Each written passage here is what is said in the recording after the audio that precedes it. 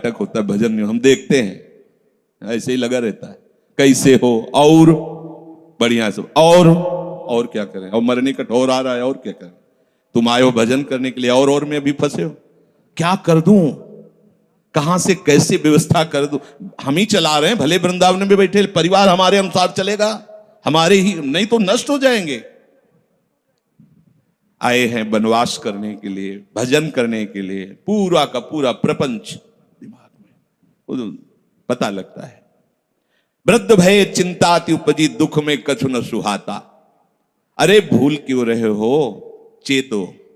साधु चेताता है जगत को, चेतो। काल रूपी शिकारी धनुष पर विष का बाण चढ़ा चुका है, तुम ठीक निशाने पे हो, होश में हो जाओ। अगर अब कोई तुम्हें निशाने से बचा सकता है तो काल का भी महाकाल हरि बचा सकता है, दूसरा कोई नहीं। आए अचानक बांधे, यम के दूत आकर अचानक बंधन में डाल करके ले जाते हैं। अब वो निर्णय कर रहे हैं, झूठे जग से नेह छोड़कर साचो हरिनाम उच्चारो। चरणदास सुखदेव कहते हैं, अपना भला विचारो, इसी में अपना भला है। तो क्या करें, घर परिवार छोड़कर तुम्हारी तरह बाबा जी बन जाए। बाबा जी बनने से भगवत प्राप्ति नहीं होती। अगर आप बाबा जी बाहरी बात को ले रहे हैं तो उसको समझ लीजिए, बाबा जी बनने से भगवत प्राप्ति नहीं होती, प्रभु के होने से भगवत प्राप्ति होती है।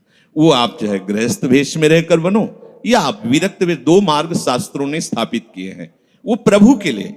अगर वेश बदल लिया है और परिवार का राग है, भोगों का राग है, संसार की सत्यता का भान हो रहा है कि सब सत्य है, कोई फर्क नहीं पड़ता। वेश परिवर्तन से कोई फर्क नहीं पड़ता। गधे की पीठ में चाहे मिट्टी ला दो, चाहे कबाड़ ला दो, चाहे बेद ला दो, उसको बाहर से मतलब है।